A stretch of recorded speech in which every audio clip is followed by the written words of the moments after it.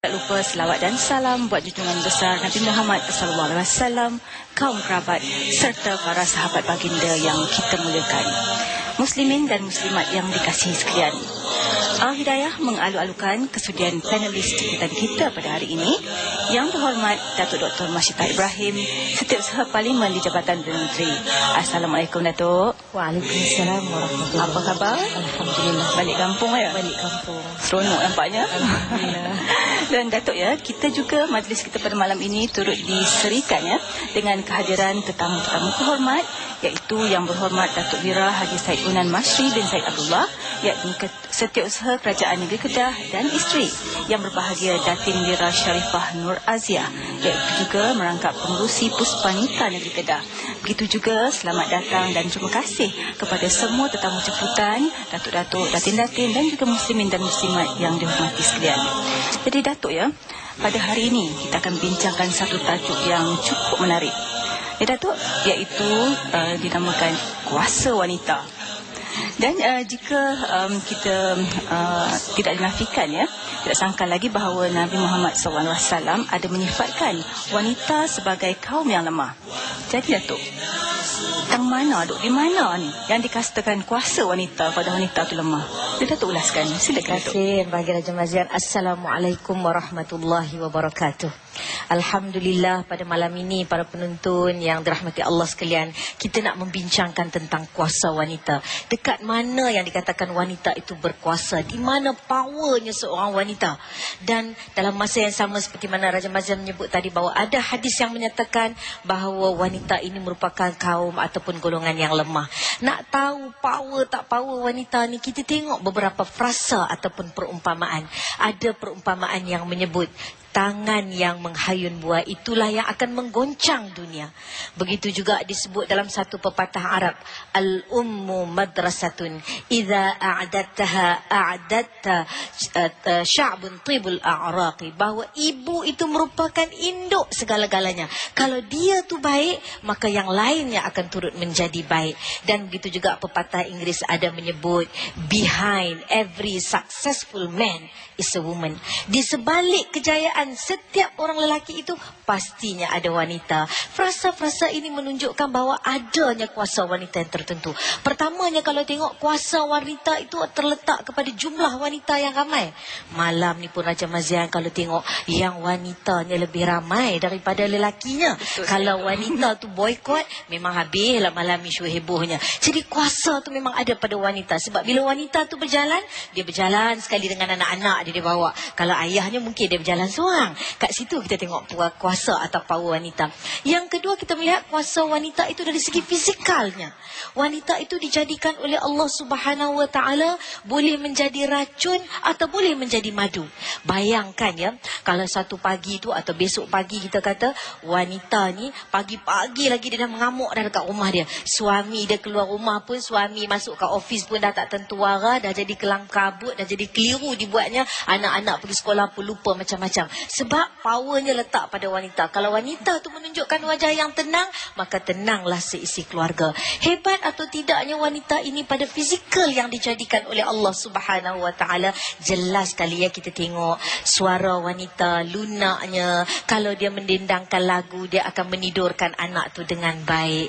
Cakap ibu dikatakan merupakan doa, sama ada doa yang ke arah baik ataupun tidak. Kaki ibu padanya ada syurga. Jadi segala-galanya terletak kepada wanita. Dan wanita itu diangkat martabatnya oleh agama Islam sebanyak 3 kali. Jadi di sini bila kuasa tu dah ada pada wanita, wanita jangan lebih nak guna kuasa. Dah orang bagi tu dah cukup-cukup dah. Janganlah nak jadi imam sembahyang pula. Jadi yang padan patut yang Islam dah bagi tu, yang tu kita guna. Ala kulli hal, kita tengok secara keseluruhannya kuasa memang ada pada wanita. Jadi Datuk ya, kalau wanita terbukti memainkan peranan yang penting dalam menentukan pelbagai urusan, terutamanya dalam sesebuah rumah tangga, dan mestilah ya, dan termasuk dalam soal perbelanjaan ya, orang kata menteri keuangan di rumah wanita ya, dan juga antara yang lain, wanita penting dalam membentuk peribadi anak-anaknya. Jadi Datuk, bagaimana agaknya jika orang kata cantik acuan, cantiklah jadinya. Kalau acuan tu ya, untuk nak buat kuih lompang misalnya, kalau digunakan acuan semprit, lain pula jadinya. Jadi bagaimana Datuk peranan muslimah ya dalam membentuk akhlak-akhlak, terutamanya menangani gejala sosial seperti black metal dan sebagainya yang begitu berluasa sekarang. Apa agaknya nasihat Datuk? Terima kasih ya Razia. Sebenarnya kita bercakap tentang peranan wanita yang mungkin tersorok di sebalik riuh rendahnya anak-anak dalam tangisan anak-anak di rumah, di sebalik bunyi bisingnya periuk-periuk dan kuali kat rumah tu. Ada satu peranan besar yang dimainkan oleh wanita. Sama ada dari segi ekonominya, maupun dari segi kesihatannya, maupun dari segi keberkatan rumah tangganya, maupun dari segi pendidikan rohani anak-anak itu sendiri. Kalau kita lihat bagaimana wanita itu berperanan dalam ekonomi rumah tangga. Wanita tu tadi yang kata dia jadi menteri kewangan dalam rumah tangga. Suami akan beri sejumlah wang, dalam sejumlah wang itulah dia akan belanjakan. Jadi terpulanglah kepada isteri makanan yang macam mana dia nak beli. Yang macam mana bila disuruh troli masuk kat supermarket tu, makanan macam mana kita nak cari. Kita nak cari kalau boleh makanan ni tuan-tuan dan perempuan yang halal untuk anak dan suami kita makan. Sebab tu Alhamdulillah sekarang ni kita tengok kerajaan telah memperkenalkan satu skim. Skim itu namanya e-halal yang memudahkan pengguna nak tahu barang ni halal ke tidak. Dia mesti merupakan orang yang peka dari segi ekonomi rumah tangga, nak cek, nak semak adakah barang ni halal. Kita dah ada konsep e-halal. Dia tekan saja nombor yang ada di situ, dengan otomatiknya beberapa saat saja dia akan tahu barang ni halal ataupun tidak. Jadi kita perlu peka sebab apa yang anak-anak kita makan ini akan menentukan akhlak yang keluar nanti, adakah akhlak yang baik ataupun sebaliknya. Begitu juga ibu ataupun wanita dalam rumah lah yang nak menentukan apa yang kita nak masak hari ini. Jadi kita sebenarnya kuasa penentu selain daripada ekonomi rumah tangga. Tengok nak masak banyak mana supaya jangan berlebihan. Dan bagaimana barang-barang yang berlebihan itu dapat kita ekonomikan. Hari ini kalau lebih kari misalnya, besok boleh makan lagi dengan roti canai. Besok dah lebih lagi boleh tukar jadi mi kari ke pula ke. Kepada kreativiti yang ada pada seorang wanita. Begitu juga ya kita tengok. Kita nak pastikan bahawa barang ni halal. Dan pada segi kesihatan juga wanita berperanan. Kalau kita wanita, kita masak makanan-makanan yang dah lah bertumis banyak, bersantan pun banyak, pakai pula telur ayam kampung semua yang kolesterol tinggi, maka kita sebenarnya membawa keluarga kita kepada orang kata mendedahkan kepada keadaan-keadaan yang membahayakan kepada kesihatan.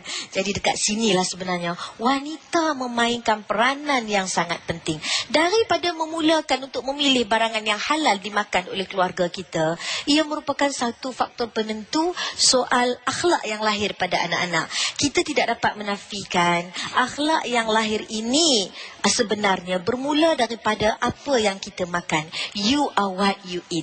Anda ialah apa yang anda makan. Kalau yang diberi makan anak-anak itu sumbernya baik, insya-Allah yang keluar pun akhlaknya baik. Jadi itu yang kita nak pastikan. Kuasa wanita dekat situ sikit saja nampak, tapi masya-Allah dia punya pengaruh, dia punya kesan cukup hebat, cukup besar dalam nak menentukan anak-anak. Kita tidaklah nak mengatakan bahawa anak-anak yang pengaruhnya black metal tu sebab mak dia bagi makan, tak betul lah. Kita tak kata begitu. Tapi sedikit sebanyak dalam menentukan akhlak anak-anak ni memang ada tanggungjawab wanita dalam rumah tangga.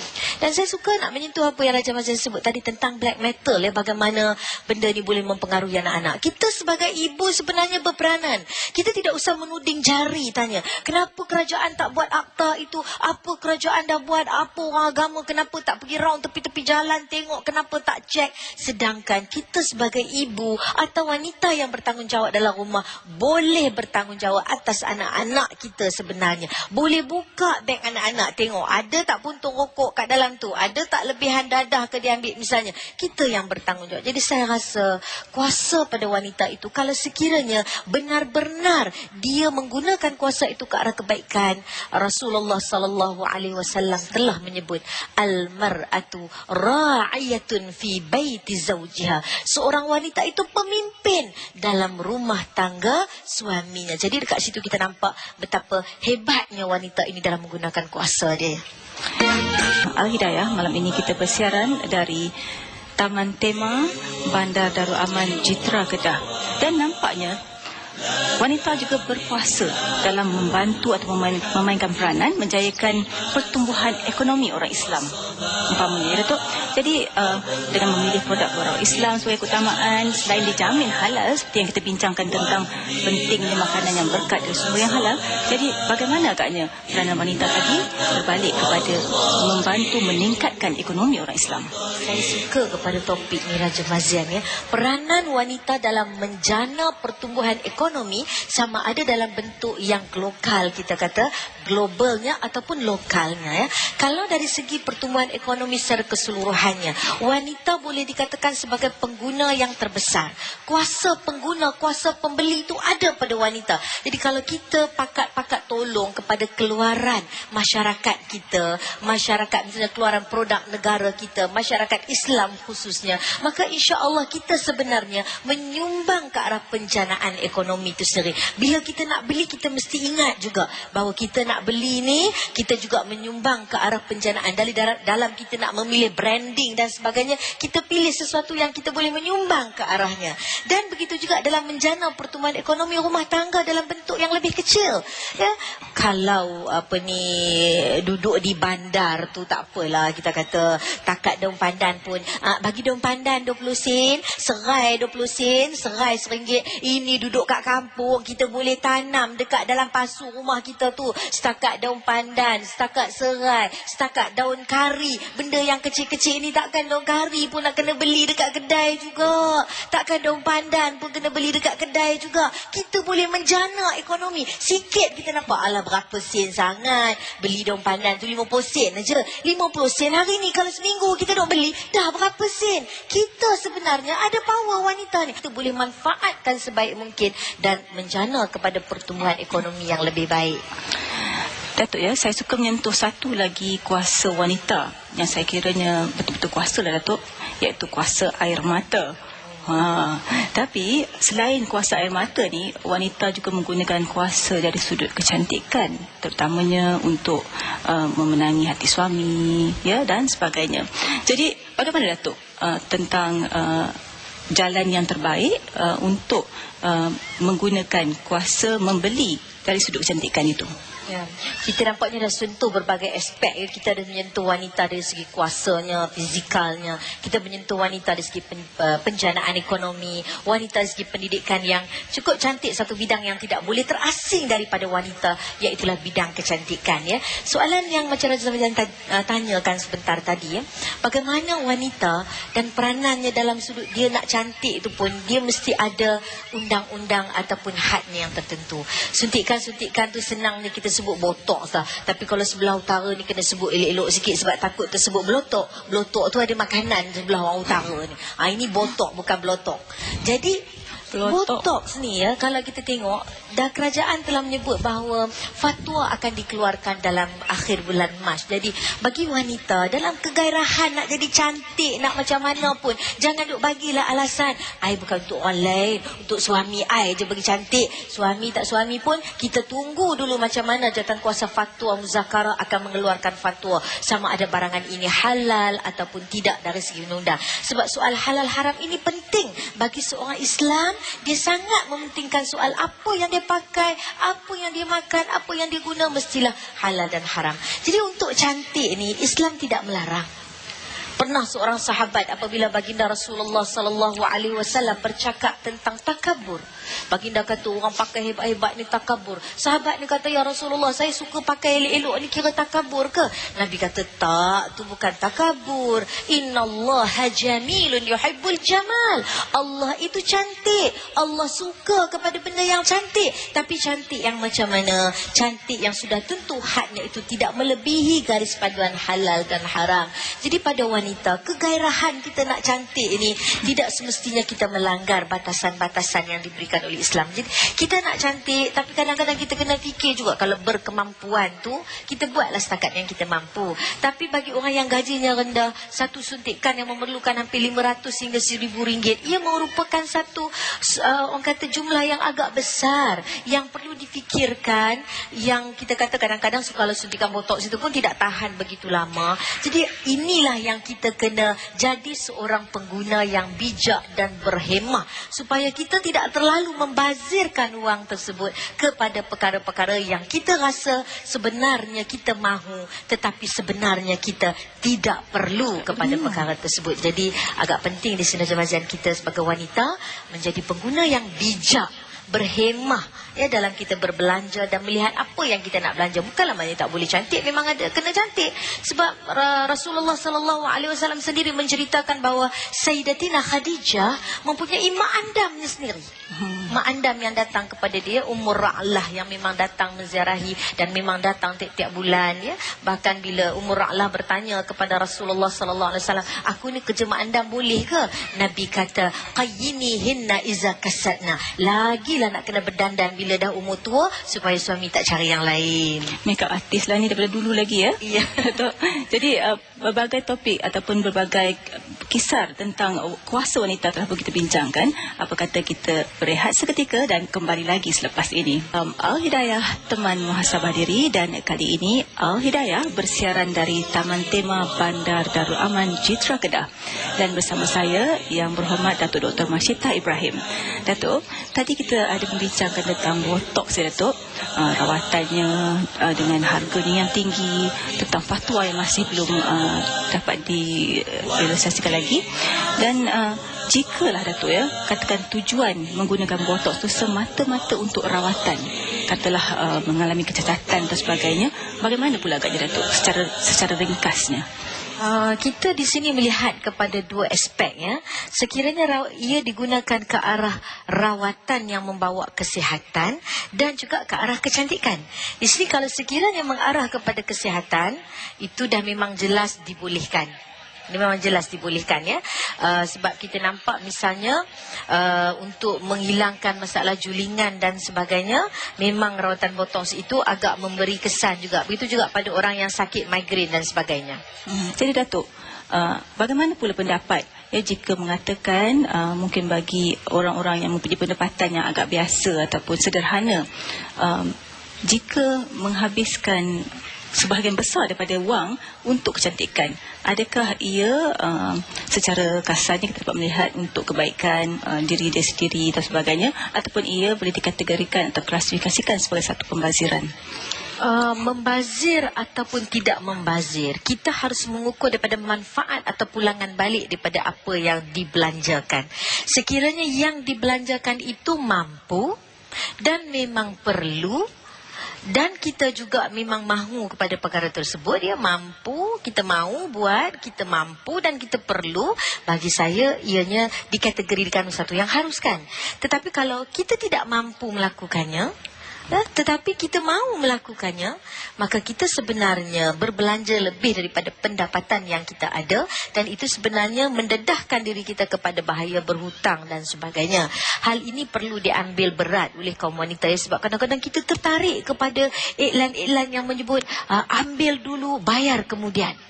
Apa-apa hal pun bawa balik rumah dulu, bayar cerita belakang. Akhirnya bila benda tu dah kat dalam rumah kita, kita terjerat dengan berbagai-bagai hutang dan sebagainya, bebanan. Begitu juga ansuran yang kononnya RM1 satu hari saja. Sedangkan apabila kita campur balik, kita akan dapat mengetahui bahawa kita sebenarnya menanggung beban hutang yang sangat besar daripada kadar faedah yang sangat tinggi. Jadi di sini dalam nak menentukan sama ada kita membazir atau tidak, harus dilihat dari segi pulangan yang balik kepada kita, manfaat yang kita dapat, kemampuan yang kita dapat untuk mendapatkan perkara tersebut. Hal ini mesti kita ukur dalam kedua-dua aspek. Jadi di sinilah bijaknya wanita tu, dia kena pandai kira-kira.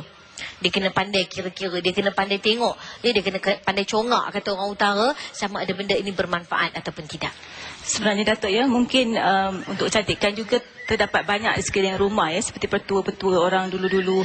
Dan mungkin Datuk ada petua-petua kecantikan ya yang boleh dikongsi bersama pada malam ini. Saya setuju kalau Raja Mazlan sebut ya, bahawa sebenarnya nak cantik ni tak perlu membazir duit yang terlalu banyak. Dari segi penjagaan kesihatan ya, kita ni kadang-kadang kita makan banyak, lepas tu kita terpaksa pula pergi jumpa doktor. Dahlah kita membazir sebab kita terpaksa menghabiskan wang yang banyak untuk makan. Kita terpaksa pula membayar harga ubat untuk kita mengembalikan kembalikan kesihatan kita. Tadi puncanya kenapa? Kerana kita malas nak senaman sikit. Kita malas nak meluangkan sedikit waktu untuk bangun pagi berjalan ataupun pada petang hari berjalan. Sedangkan berjalan itu merupakan satu faktor yang sangat baik untuk menentukan kesihatan. Dan begitu juga membersihkan hati kita juga merupakan tips yang baik untuk menjaga kesihatan.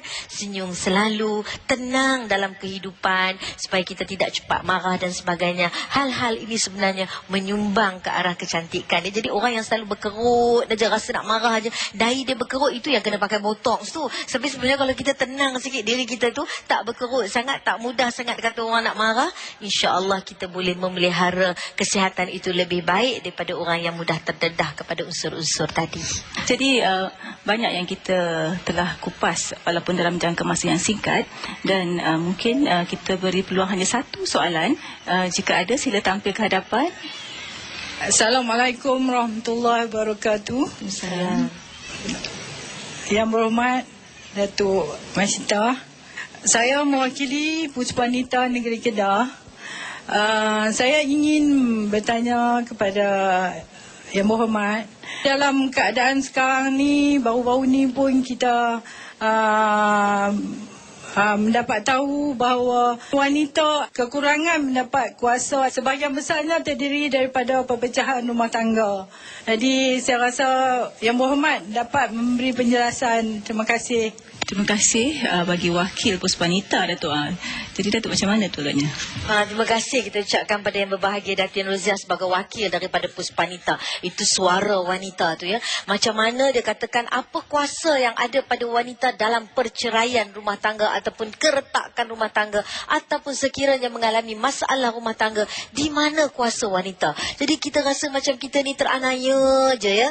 Sebab bila kita dah kahwin kita tak boleh nak buat apa. Cerai pun dia yang tentukan. Alhamdulillah kita tengok kerajaan yang ada sekarang telah menyeragamkan, usaha untuk menyeragamkan rang undang-undang keluarga Islam.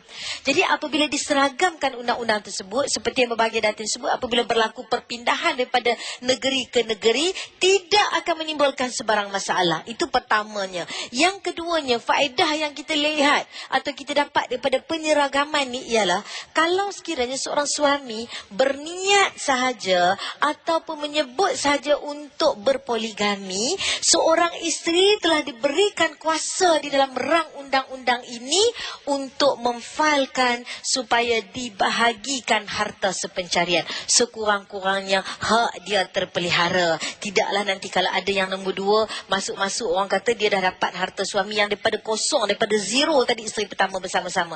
Sedangkan sebelum daripada seragamkan undang-undang ini, seorang isteri tidak punya kuasa untuk menuntut harta sepencarian kecuali setelah perceraian. Tetapi ini sebelum perceraian lagi, seorang isteri berhak untuk memohon daripada pihak mahkamah supaya dibahagikan harta pencarian. Sekurang-kurangnya dalam hal ini menjamin sedikit, dan kita telah memberi sedikit kuasa kepada wanita untuk menjamin masalah.